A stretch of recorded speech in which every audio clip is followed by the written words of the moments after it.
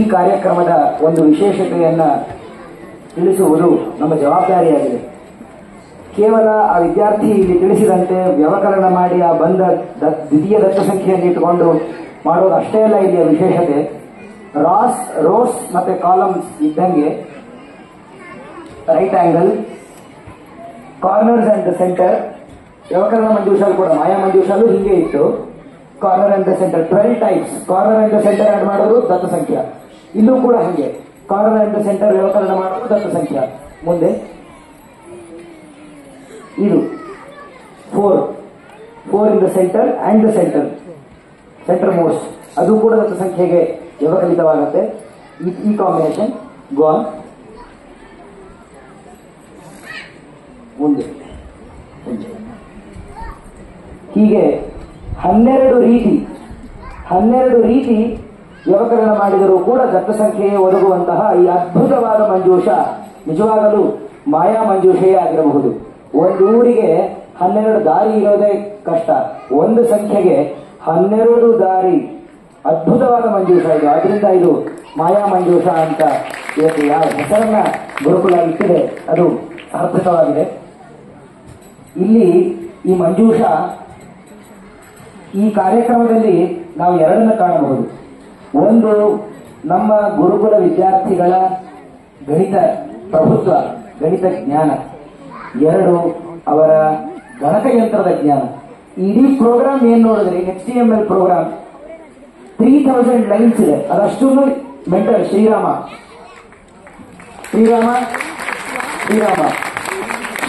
ಮಾಡಿದ್ದು. ಮುಂದೆ ವೃತ್ತ ವಿನೋದದಲ್ಲೂ ನೀವು ಪ್ರೋಗ್ರಾಮ್ ನೋಡ್ತೀವಿ, ಅದು 3000 ಲೈನ್ಸ್ ಇದೆ ಪ್ರೋಗ್ರಾಮ್. ಆ 2 ಪ್ರೋಗ್ರಾಮ್ ಅನ್ನ ನಮ್ಮ ಗುರುಕುಲದ ವಿದ್ಯಾರ್ಥಿ ಶ್ರೀರಾಮ, ಜೈ ಶ್ರೀರಾಮ್,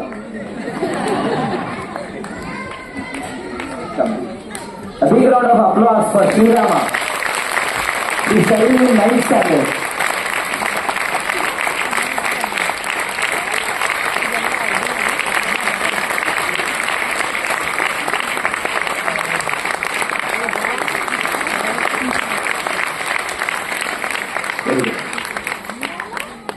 ಆದ್ದರಿಂದ ಗಣಕಯಂತ್ರ ಹಾಗೂ ಗಣಿತ ತಂತ್ರ ಎರಡರ ಪ್ರದರ್ಶನವು ಇಲ್ಲಿ ನಡೆದಿದೆ. ಮುಂದಿನ ಕಾರ್ಯಕ್ರಮ ವೃತ್ತ ವಿನೋದ.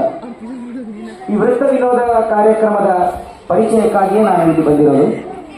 ವೃತ್ತ ಅಂತ ಕೇಳಿದ ತಕ್ಷಣ ಸ್ವಲ್ಪ ಛಂದಶಾಸ್ತ್ರದ ಪರಿಚಯ ಇರುವ ವ್ಯಕ್ತಿಗಳಿಗೆ ವೃತ್ತ ಅಂತ ಕೇಳಿದ್ರೆ ಸ್ವಲ್ಪ ನಡುಕ ಉಂಟಾಗುತ್ತೆ. ಏನಿದು ವೃತ್ತ ಅಂದ್ರೆ ಏನು, ಛಂದಸ್ ಅಂದ್ರೆ ಏನು, ವ್ಯತ್ಯಾಸವೇ ತಿಳಿಯಲಾಗತ್ತೆ. ಆ ವ್ಯತ್ಯಾಸವನ್ನ ತಿಳಿದಲ್ಲಿ ಈ ಕಾರ್ಯಕ್ರಮ ನಮಗೆ ಸುಲಭವಾಗಿ ಅರ್ಥವಾಗುತ್ತೆ. ಅದರಿಂದ ಆ ವ್ಯತ್ಯಾಸವನ್ನು ತಿಳಿಸೋದಕ್ಕೆ ನಾವು ಬಂದಿದ್ದೀನಿ. ಕನ್ನಡದಲ್ಲಿ ಒಂದು ಸೊಗಸಾದ ನುಡಿ ಇದೆ, ನುಡಿಮುತ್ತು. ಚಂದಮೇ ಚಂದಂ ಆನಂದಂ ಅಂತ. ಛಂದಸ್ಸು ನೋಡ್ಲಿಕ್ಕೆ ಹಾವು ಏಣಿ ಆಟ ಕಂಡಂಗೆ ಕಾಣುತ್ತೆ. ಗುರು ಲಘು ಹಾವು ಏಣಿ ಇದ್ದಂಗಿರುತ್ತೆ, ಅರ್ಥವೇ ಆಗಲ್ಲ. ಆದರೆ ಅದರ ಹಿಂದೆ ದೊಡ್ಡ ತತ್ವ ಅಡಗಿದೆ. ಛಂದಸ್ಸು ಮುಂದೆ ಯಾವುದೇ ಒಂದು ಪದ್ಯ, ಶ್ಲೋಕ ಅವನ್ನು ಸ್ವೀಕಾರ ಮಾಡಿದಾಗ ಅದರಲ್ಲಿ ಅಕ್ಷರಗಳ ಗಣನೆ ಮಾಡೋದು ಮೊದಲನೇ ಹೆಜ್ಜೆಯಾಗಿರುತ್ತೆ. ಅಕ್ಷರಗಳ ಗಣನೆ ಮಾಡಿದಾಗ ಈ ಉದಾಹರಣೆಗೆ ಪ್ರಸಿದ್ಧವಾದ ಶ್ಲೋಕ ಇದೆ. ರಾಮಾಯ ರಾಮಭದ್ರಾಯ ರಾಮಚಂದ್ರಾಯ ವೇಧಸೆ ರಘುನಾಥಾಯ ನಾಥಾಯ ಸೀತಾಯ ಪದಯೇ ನಮಃ. ಈ ಶ್ಲೋಕದಲ್ಲಿ ಪಾದ ಅಂದ್ರೆ 1/4, ಕಾಲು, ಪಾದ ಕಾಲು, ಕಾಲು ಅಂದ್ರೆ 1/4, 1/4 ಆಫ್ ಶ್ಲೋಕ, ಅದಕ್ಕೆ ಪಾದ ಅಂತ ಕರಿತೀವಿ. ಒಂದು ಪಾದದಲ್ಲಿ 8 ಅಕ್ಷರಗಳಿವೆ. ನೀವು ಎಣಿಸಿ ನೋಡಬಹುದು, 8 ಅಕ್ಷರಗಳಿವೆ. ಹೀಗೆ ಒಂದು ಪಾದದಲ್ಲಿ ಇರುವ ಅಕ್ಷರಗಳ ಸಂಖ್ಯೆಯನ್ನು ಅಥವಾ ಸಂಖ್ಯೆಯ ಗಣನೆಯನ್ನು ಛಂದಸ್ಸು ಅಂತ ಕರೀತಾರೆ. ಛಂದಸ್ಸು ಕೇವಲ ಅಕ್ಷರಗಳ ಸಂಖ್ಯೆಗೆ ಪರಿಮಿತವಾಗಿರುತ್ತೆ. ಆದರೆ ಇಲ್ಲಿ ವೃತ್ತ ಅಂತಂದ್ರೆ ಮುಂದೆ ನೆಕ್ಸ್ಟ್ ಸ್ಲೈಡ್. ಇಲ್ಲಿ ಚಿತ್ರಗಳನ್ನು ನೋಡಬಹುದು. ಇಲ್ಲಿ ಎಸ್ ಆಕಾರದಲ್ಲಿ, ಆಂಗ್ಲ ಭಾಷೆ ಎಸ್ ಆಕಾರದಲ್ಲಿ ಅಥವಾ ಹಾವಿನ ಆಕಾರದಲ್ಲಿ. ಹಾಗೆ ನಮ್ಮ ಶ್ಲೋಕದಲ್ಲಿ ಪಿಂಗಲ ಶಾಸ್ತ್ರದಲ್ಲಿಯೂ ಹಾಗೆ ಇದೆ. ಲಘು, ರುಜುಹು, ವಕ್ರಹ ಅಂತ ಪಿಂಗಲ ಸೂತ್ರ. ಅಂದ್ರೆ ಲಘು, ರುಜುಹು ಸ್ಟ್ರೈಟ್ ಲೈನ್, ವಕ್ರಹ ಗ ಅಂದ್ರೆ ಗುರು, ಅದು ವಕ್ರ. ಅಲ್ಲಿ ವ್ಯಾಖ್ಯಾನದಲ್ಲಿ ಹಾವಿನ ತರ ಅಂತ ಸ್ಪಷ್ಟವಾಗಿ ಬರೀತಾರೆ. ಅದರಿಂದ ಹಾವಿನ ತರ ಕಾಣುತ್ತಿರುವ ಆಕಾರ ಅದು ಗುರು. ನೇರವಾದ ಗೆರೆ ಏನು ಕಾಣ್ತಾ ಇದೆಯಲ್ಲ ಅದು ಲಘು. ಲಘು ಅಂದ್ರೇನು, ಗುರು ಅಂದ್ರೇನು? ಸಾಮಾನ್ಯವಾದ ಸಂಸ್ಕೃತದಲ್ಲಿ ಲಘು ಅಂದ್ರೆ ಚಿಕ್ಕದು, ಗುರು ಅಂದ್ರೆ ದೊಡ್ಡದು. ಅಕ್ಷರದಲ್ಲಿ ಗುರು ದೊಡ್ಡದು ಚಿಕ್ಕದು ಏನು ಅಂತಂದ್ರೆ, ಅಕ್ಷರ ಅಂತಂದ್ರೆ ಅದು ಕಾಲವನ್ನ ಅವಲಂಬಿಸಿರುತ್ತೆ. ಇದು ಚಿಕ್ಕ ಕಾಲವನ್ನ ಅವಲಂಬಿಸಿದೆ, ಅದರಿಂದ ಇದು ಲಘು.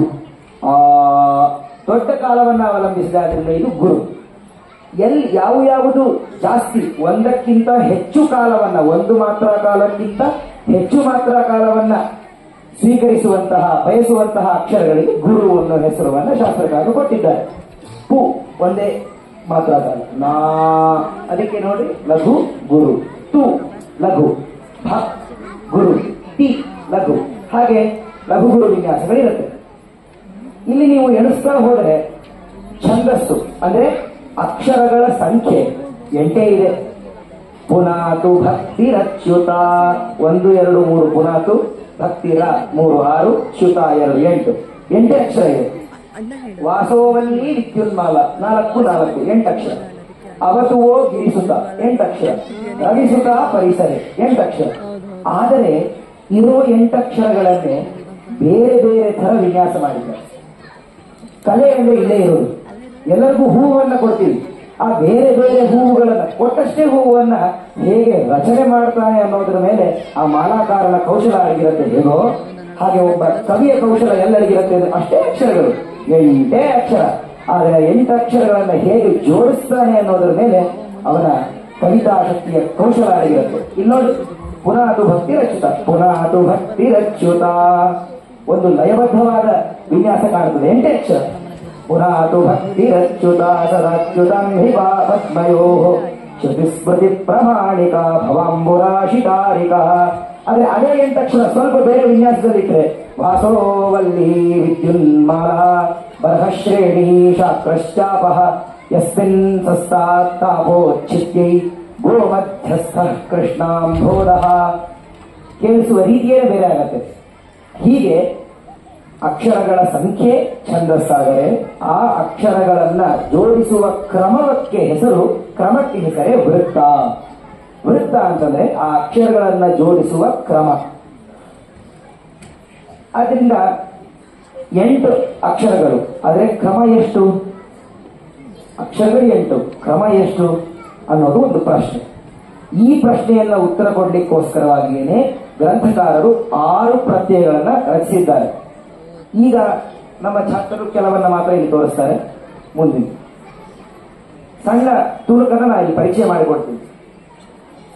ಒಂದು ಅಕ್ಷರದ ಛಂದಸ್ಸು ಅಂತ ಇಟ್ಕೊಳ್ಳೋಣ. ಅಂದ್ರೆ ಪಾದದಲ್ಲಿ ಒಂದೇ ಅಕ್ಷರ, ಅಲ್ಲಿ ಎಷ್ಟು ವೃತ್ತ ಆಗ್ಬೋದು, ಕಾಂಬಿನೇಷನ್ಸ್, ಎಷ್ಟು ಕಾಂಬಿನೇಷನ್ಸ್ ಆಗ್ಬೋದು? 2 ಇಲ್ವಾ ಲಘು, ಇಲ್ವಾ ಗುರು. ಕಾಣಿಸ್ತಾ ಇರೋ 2 ಗುರು ಇಲ್ವಾ ಲಘು, 2 ಕಾಂಬಿನೇಷನ್ಸ್. ಸರಿ, ಇನ್ನೊಂದು ಅಕ್ಷರ ಎಕ್ಸ್ಟ್ರಾ ಕೊಡ್ತೀನಿ ನಿಮ್ಗೆ. 2 ಅಕ್ಷರ ಎಷ್ಟು ಕಾಂಬಿನೇಷನ್ ಆಗ್ಬೋದು? ಏನಿಲ್ಲ, ಇವೆರಡಕ್ಕೆ 2 ಲಘು 2 ಗುರು ಸೇರಿಸ್ಬಿಟ್ರೆ ಆಗೋಯ್ತು ಅಷ್ಟೇ. ಗುರು ಲಘುಗೆ 2 ಗುರು ಪಕ್ಕದಲ್ಲಿ, ಗುರು ಲಘುಗೆ ಮತ್ತೆ 2 ಲಘು, 4 ಅಷ್ಟೇನಾ? ಆಹಾ, ಬೆಳೀತಾ ಹೋಗುತ್ತೆ. ಇದರ ಬೆಳವಣಿಗೆ ಹೇಗಿದೆ ನೋಡ್ರಿ. Exponentially, grows exponential. ಮೂರನೇ ಒಂದು ಅಕ್ಷರವನ್ನ ಕೊಟ್ರೆ ಅದರಲ್ಲಿ ಈ 4ಕ್ಕೂ ಗುರು ಮತ್ತೆ 4ಕ್ಕೆ ಲಘು. ಹೀಗೆ 3 ಅಕ್ಷರಗಳನ್ನು ತಗೊಂಡಾಗ 8 ವೃತ್ತಗಳಾದವು. 3 ಅಕ್ಷರದ ಛಂದಸ್ಸಿನಲ್ಲಿ 8 ವೃತ್ತ, 2 ಅಕ್ಷರದ ಛಂದಸ್ಸಿನಲ್ಲಿ 4 ವೃತ್ತ, 1 ಅಕ್ಷರದ ಛಂದಸ್ಸಿನಲ್ಲಿ 2 ವೃತ್ತ. ಹೀಗೆ ಮುಂದೆ ಹೋಗ್ತಾ ಇದ್ರೆ 16 ಪ್ರತಿಷ್ಠಾ, 4 ಅಕ್ಷರ ಇದ್ರೆ ಪ್ರತಿಷ್ಠಾ, ಹಾಗೆ ಮುಂದೆ ಸುಪ್ರತಿಷ್ಠಾ 32, 64, 128, 512, 1024. 10 ಅಕ್ಷರಗಳ ಛಂದಸ್ಸಿದ್ರೆ 1024 ವೃತ್ತಗಳು ಆಗತ್ತೆ. ಒಂದೊಂದು ಅಕ್ಷರ ಬೆಳೀತಾ ಇದ್ದಂಗೆನೆ ಸಂಖ್ಯೆಯ ಬೆಳವಣಿಗೆ ನೋಡಿ 10 ಅಕ್ಷರದ ಛಂದಸ್ಸಿದ್ದರೆ ಅದರಲ್ಲಿ 1024 ವೃತ್ತಗಳು ಸಿಗಬಹುದು. 1024 ಕಾಂಬಿನೇಷನ್ಸ್. ಈಗ ಈ 1024 ಕಾಂಬಿನೇಷನ್ಸ್ಗಳನ್ನು ನೆನಪಿನಲ್ಲಿ ಇಟ್ಟುಕೊಂಡು ನೀವು ಕೇಳಿದ ಸಂಖ್ಯೆಯ ಕಾಂಬಿನೇಷನ್ಸ್ ಅನ್ನ ಹುಡುಗರು ಇಲ್ಲಿ ಹೇಳಲಿಕ್ಕೆ ಸಿದ್ಧರಾಗಿದ್ದಾರೆ. ಇದೇ ಈ ವೃತ್ತ ವಿನೋದ ಕಾರ್ಯಕ್ರಮದ ಹುಡುಗರು. ಇಲ್ಲಿ ಎಷ್ಟು ಛಂದಸ್ಸಿವೆ ಅಂತಂದ್ರೆ ಕವಿಗಳು ಉಲ್ಲೇಖ ಮಾಡಿರೋದು 26 ಅಕ್ಷರದ ಛಂದಸ್ಸು, ಕೊನೆಯ ಛಂದಸ್ಸು. ಅದಕ್ಕಿಂತ ಮೇಲೆ ಕವಿಗಳು ಯಾರು ಸ್ವೀಕಾರ ಮಾಡಿಲ್ಲ. ಆದ್ರೆ ಮಾಡ್ತಾ ಇದ್ರೆ ಅನಂತ ಆಗುತ್ತೆ. ಆ 26 ಅಕ್ಷರದ ಛಂದಸ್ಸನ್ನ ನಾವು ಗಮನದಲ್ಲಿ ಇಟ್ಟುಕೊಂಡಾಗೇನೆ 7 ಕೋಟಿಗಿಂತ ಹೆಚ್ಚು ವೃತ್ತಗಳಾಗತ್ತೆ. ಅವೆಲ್ಲವನ್ನು ತಲೆಯಲ್ಲಿ ಇಟ್ಟುಕೊಳ್ಳುವಂತಹ ಸೂತ್ರಗಳನ್ನ ನಮ್ಮ ಶಾಸ್ತ್ರಕಾರರು ತೆರಳಿಟ್ಟಿದ್ದಾರೆ, ಎಲ್ಲರ ಮುಂದೆ ತೆರಳಿಟ್ಟಿದ್ದಾರೆ. ಪಿಂಗಳನ ಛಂದಸೂತ್ರ, ವೃತ್ತರತ್ನಾಕರ, ನಾರಾಯಣ ಭಟ್ಟಿ ವ್ಯಾಖ್ಯಾನ, ಅನೇಕ ಗ್ರಂಥಗಳಲ್ಲಿ ತೆರಳಿಟ್ಟಿದ್ದಾರೆ. ಆದರೆ ಅದರ ಅಧ್ಯಯನ ಅಧ್ಯಾಪನ ಪರಂಪರೆಯ ವಿಚ್ಛೇದವಿರುವುದರಿಂದ ಅದು ನಮಗೆ ಹೊರಗೆ ಬರಲು ಸ್ವಲ್ಪ ವಿಳಂಬವಾಗಿದೆ. ಆದರೆ ನಮ್ಮ ಗುರುಕುಲ ಸರಿಯಾದ ಕಾಲಕ್ಕೆ ಎಚ್ಚೆತ್ತು ನಿಂತು ನವಾಂಗಣ ಪದ್ಧತಿಯಲ್ಲಿ ವಿ ಹ್ಯಾವ್ 2 ಕರಿಕ್ಯುಲಮ್, ದ್ವಿತೀಯ ಕರಿಕ್ಯುಲಮ್ ನವಾಂಗಣ ಪದ್ಧತಿಯಲ್ಲಿ ಆ ಅಧ್ಯಯನ ಅಧ್ಯಾಪನ ಪರಂಪರೆಯನ್ನ ಮತ್ತೆ ಮುಂದುವರೆಸುವ ಪ್ರಯತ್ನವನ್ನು ಮಾಡ್ತಾ ಇದೆ. ಆ ಪ್ರಯತ್ನದ ಮೊದಲ ಹೆಜ್ಜೆ ವಿದ್ಯಾರ್ಥಿಗಳನ್ನ ವೇದಿಕೆಯ ಮೇಲೆ ಆಹ್ವಾನಿಸ್ತಾ ಇದ್ದೇನೆ. ಸತ್ಯಧೀರ ಮತ್ತು ಕೃಷ್ಣ ಮೊದಾಲಿ. ಸತ್ಯಧೀರ ಪುಸ್ತಕಿ, ಶ್ರೀಕೃಷ್ಣ ಮೊದಾಲಿ.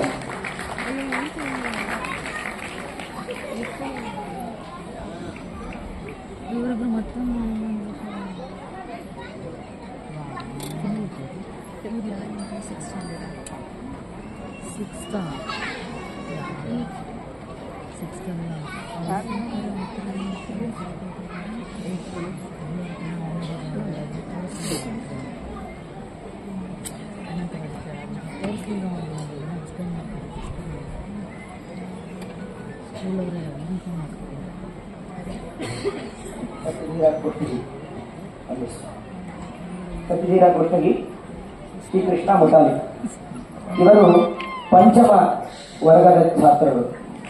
ಆದರೆ ಸ್ವೀಕಾರ ಮಾಡಿರುವ ಛಂದಸ್ಸು 2 ಪಟ್ಟು ಹೆಚ್ಚು, 10 ಅಕ್ಷರದ ಛಂದಸ್ಸು. ಅದರಲ್ಲಿರುವ ವೃತ್ತ 100 ಪಟ್ಟು ಹೆಚ್ಚು, 1024 ವೃತ್ತ. ಮೂರ್ತಿ ಚಿಕ್ಕದಾದರೂ ಕಾರ್ಯ ದೊಡ್ಡದು, ಕಾರ್ಯವೈಖರಿ ದೊಡ್ಡದು. ಇಲ್ಲಿ 2 ಥರ ಪ್ರಶ್ನೆಗಳು ಹೇಗೆ ಕೇಳಬಹುದು ಅನ್ನೋದನ್ನ ಒಂದು ಕ್ಷಣದಲ್ಲಿ ತಿಳಿಸ್ಕೊಡ್ತೀನಿ, 1 ನಿಮಿಷದಲ್ಲಿ ತಿಳಿಸ್ಕೊಡ್ತೀನಿ.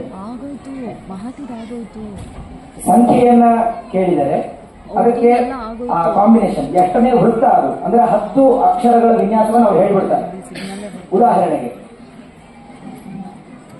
124ನೇ ವೃತ್ತ ಯಾವುದು? 124ನೇ ವೃತ್ತ ಯಾವುದು? 124 124 124 124 124. ಈ ಹಿಂದೆಗಡೆ ಚಿತ್ರ ಇದು ನಮ್ಮ ಶ್ರೀರಾಮ ಕೌಶಲ, ಅಲ್ಲೂ ನೋಡಬಹುದು. ಮೇಲ್ಗಡೆ ಇರೋದು ನಾವು ಕೇಳಿದ ಸಂಖ್ಯೆ, ಉತ್ತರ ಇಲ್ಲಿದೆ. ಹಿಂದಿನ ಮುಂದಿನ ವೃತ್ತಗಳನ್ನು ಕೂಡ ತೋರಿಸಲಾಗ್ತದೆ. 124ನೇ ವೃತ್ತ.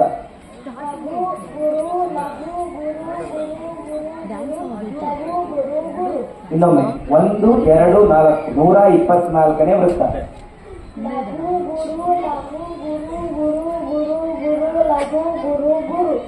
ಇನ್ನೊಮ್ಮೆ ಕೃಷ್ಣ. ಲಘು ಲಘು ಗುರು ಲಘು ಲಘು ಲಘು ಲಘು ಗುರು ಗುರು ಗುರು. 120. ಹೀಗೆ ಪ್ರಶ್ನೆಯ ಪದ್ಧತಿ ಹೀಗಿರುತ್ತೆ. ಮೊದಲನೇ ಪ್ರಶ್ನೆಯನ್ನ ನಾನು ಕೇಳಿದ್ದೇನೆ, ಎರಡನೇ ಪ್ರಶ್ನೆಯನ್ನ ಮಾನ್ಯ ಅತಿಥಿ ಮುಖ್ಯ ಅತಿಥಿಗಳು ಕೇಳಬೇಕು. 1023 1024 1023 1023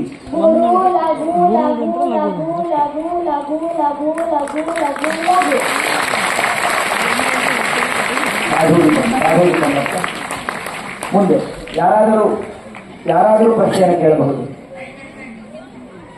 999 ಕೃಷ್ಣ.